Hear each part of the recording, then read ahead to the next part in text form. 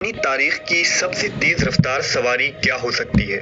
گھوڑے، motor cycle, cars, جہاز یا ایروپلین؟ لیکن آج سے 1400 سال قبل ایک ایسی بھی سواری موجود تھی جس کی رفتار بجلی کی مانند تھی۔ اس بجلی جیسی تیز رفتار سواری کا نام براق تھا۔ وہ سواری جس پر بیٹھ کر نبی صلی اللہ علیہ وسلم سفر معراج پر گئے۔ براق کی خصوصیات کیا تھی اور جب نبی اس پر سوار ہونے لگے تو وہ بے لگام کیوں ہو گیا؟ کیا براق کو ماڈرن سائنسی علوم سے ایکسپلین کرنا ممکن ہے؟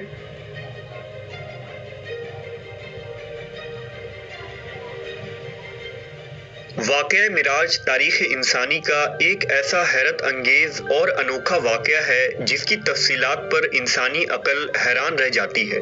اگر انبیاء کرام کی تاریخ کو دیکھا جائے تو معلوم ہوتا ہے کہ اللہ نے اپنے برگزیدہ رسولوں اور نبیوں کے ہاتھوں سے مختلف معجزات ظاہر کیے۔ ہر نبی کو اپنے عہد، زمانے اور علاقے کے مطابق معجزات سے نوازا گیا تھا تاکہ ان کے امتوں پر حق واضح ہو جائے۔ مثلاً حضرت موسیٰ علیہ السلام کی امت چونکہ جادو میں کمال رکھتی تھی، اس لیے خالق کائنات نے بھی اپنے نبی کو جادو کے ان کمالات کا توڑ کرنے کے لیے معجزات عطا کیے۔ اسی طرح حضرت عیسیٰ علیہ السلام کے دور میں طب کا بڑا چرچا تھا، لہٰذا حضرت عیسیٰ علیہ السلام کوڑ کے مریضوں، اندھوں، یہاں تک کہ مردوں کو بھی زندہ کر دینے کی قدرت سے فیضیاب تھے۔ جب خاتم الانبیاء حضرت محمد صلی اللہ علیہ وسلم اس کائنات میں تشریف لائے تو اللہ کو معلوم تھا کہ امت محمدیہ چاند پر قدم رکھے گی اور ستاروں پر کمندیں ڈالیں گی، لہٰذا اللہ نے اپنے محبوب کو مکان و زمان یعنی ٹائم اینڈ اسپیس کے اصولوں اور وسعتوں سے نکل کر اپنے کرب کا اعزاز بخشا، جس کا گمان بھی عقل انسانی میں نہیں آ سکتا تھا۔ تمام انبیاء کرام کے معجزات ایک طرف اور حضور کا معجزہ معراج ایک طرف، تمام معجزات مل کر بھی معجزہ معراج کے درجے کو نہیں پہنچ سکتے۔ واقعہ معراج ہجرت سے 1 یا 2 سال پہلے پیش آیا۔ اس وقت ہمارے پیارے نبی محمد صلی اللہ علیہ وسلم کی عمر مبارک 52 سال تھی اور یہ 27 رجب کے شب کا واقعہ تھا۔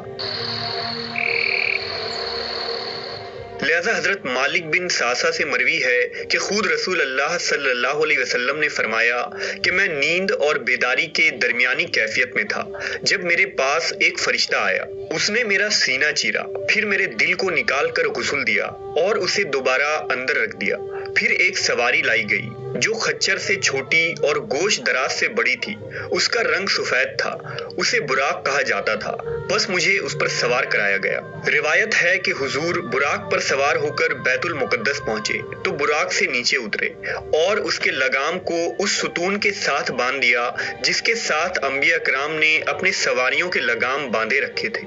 اس کے بعد نبی صلی اللہ علیہ وسلم مسجد اقصیٰ میں داخل ہو گئے۔ مسجد اقصیٰ میں حضرت آدم علیہ السلام سے لے کر حضرت عیسیٰ علیہ السلام تک پیدا ہونے والے تمام انبیاء کرام آپ کے منتظر تھے، لہٰذا حضور وہاں تشریف لائے اور تمام نبیوں کی امامت کی اور نماز ادا کی۔ نماز سے فارغ ہونے کے بعد آپ دوبارہ براق پر سوار ہو کر آسمانی سفر پر روانہ ہو گئے۔ حضور نے براق پر سوار ہو کر 7 آسمانوں کا سفر کیا جہاں کچھ انبیاء کرام سے آپ کی ملاقات بھی ہوئی۔ پھر حضرت جبرائیل امین نے آپ کو جنت و جہنم کے کچھ منظر دکھائے اور پھر آپ اس سفر میں کائنات کے آخری حد سے بھی باہر سدرۃ المنتہا تک پہنچے جہاں آپ اللہ سے ہم کلام ہوئے۔ امت محمدیہ کے لیے روزانہ 5 نمازیں فرض کی گئی۔ شرک کے سوا تمام گناہوں کی معافی کا امکان بتایا گیا اور سورہ بقرہ کی آخری 2 آیات آپ کو تعلیم فرمائی گئی۔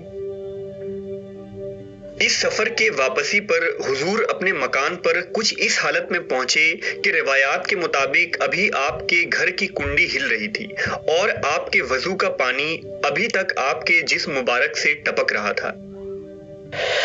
معراج کے اس واقعے کو اللہ نے انتہائی تفصیل کے ساتھ قرآن مجید کی سورہ اسراء میں یوں بیان کیا ہے: پاک ہے وہ رات جس نے راتوں رات اپنے بندے کو مسجد حرام سے مسجد اقصیٰ تک سیر کروائی، جس کے ارد گرد ہم نے برکت رکھی ہے تاکہ ہم اسے اپنی کچھ نشانیاں دکھائیں، بے شک وہ سننے والا دیکھنے والا ہے۔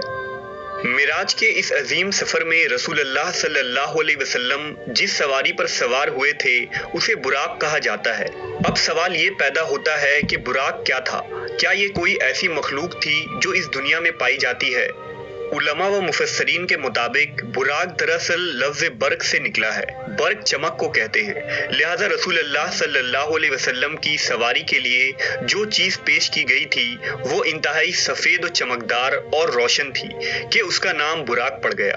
یہ بھی کہا گیا ہے کہ براق کو اس لیے براق کہا جاتا ہے کہ وہ برق یعنی بجلی کی چمک کے مانند اس کی رفتار ہے۔ روایتوں کے مطابق براق خچر سے چھوٹا اور گدھے سے بڑا تھا، اور جہاں اس کی حد نگاہ پڑتی تھی وہاں اس کا قدم پڑتا تھا۔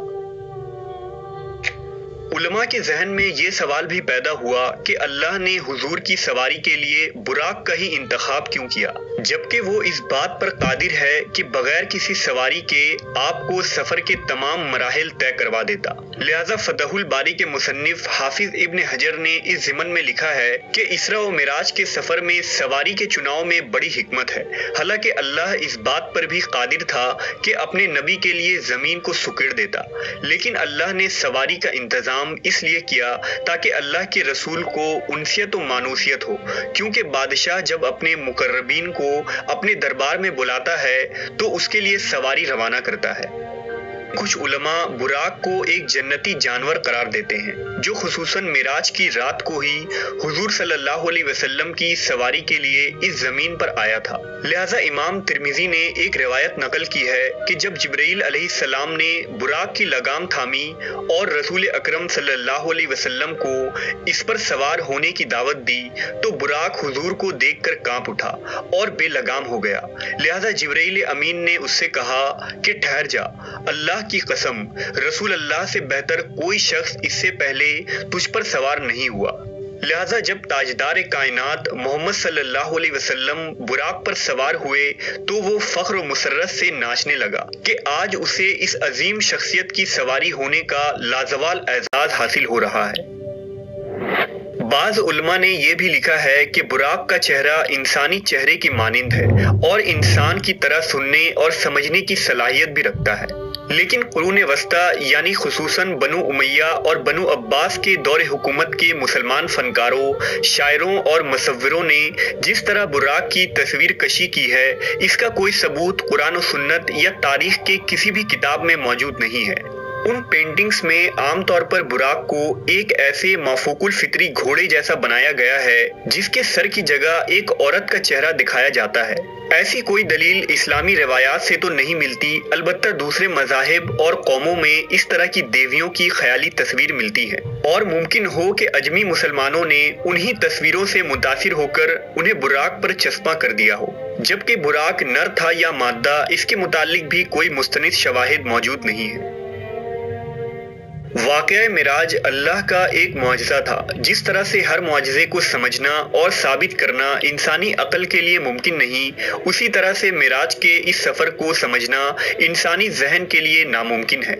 لیکن جدید فزکس نے گزشتہ صدیوں میں ایسا نظریہ پیش کیا ہے جو قابل غور ہے۔ آئنسٹائن، جسے پچھلی صدی کا سب سے بڑا سائنٹسٹ مانا جاتا ہے، اس کی تھیوری آف ریلیٹیوٹی جدید فزکس کی بنیاد ہے۔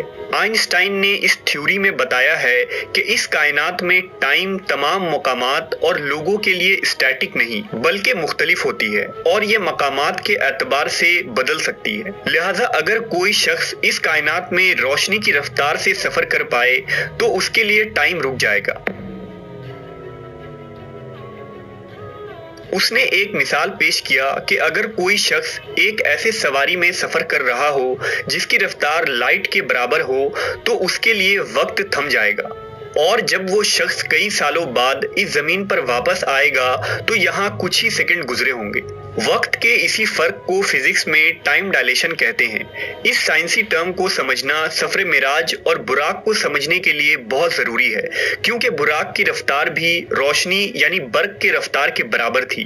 اسی وجہ سے اس سواری کا نام براق تھا۔ لہٰذا آپ صلی اللہ علیہ وسلم جب اس رفتار سے سفر معراج کرنے کے بعد واپس تشریف لائے تو وقت بالکل نہیں گزرا تھا، اور آپ نے کئی سالوں کا سفر چند لمحوں میں ہی طے کر لیا تھا، جسے آج 21ویں صدی کی سائنس ٹائم ڈائلیشن کی شکل میں تسلیم کرتی ہے۔ لیکن آج بھی انسان اسپیس ٹیکنالوجی میں اتنا آگے نہیں بڑھا کہ ہر سوال کا جواب سائنس کی بنیادوں پر دے سکے۔ مثال کے طور پر اگر کوئی شخص لائٹ کے اسپیڈ سے ٹریول کرتا ہے تو اس کا جسم ماسلیس ہو جاتا ہے اور اسے انفائنائٹ انرجی کی ضرورت ہوتی ہے، جو بظاہر انسانوں کے لیے ناممکن ہے لیکن اللہ کی ذات کے لیے نہیں، کیونکہ وہ ہر چیز پر قادر ہے۔ لہٰذا اس رات اللہ نے نبی صلی اللہ علیہ وسلم کے جسم مبارک کو اس سفر کے لیے وہ عظیم قوت بخشی تھی۔ واقعہ معراج حضور کا ایک دائمی معجزہ ہے جس کی حقانیت اور سچائی نئے نئے سائنسی انکشافات کے ساتھ واضح ہوتی جائے گی۔ جیسا کہ کسی شاعر نے کہا کہ پھیلائے ہوئے گوشۂ دامن تجسس، سائنس محمد کا پتہ پوچھ رہی ہے صلی اللہ علیہ وسلم۔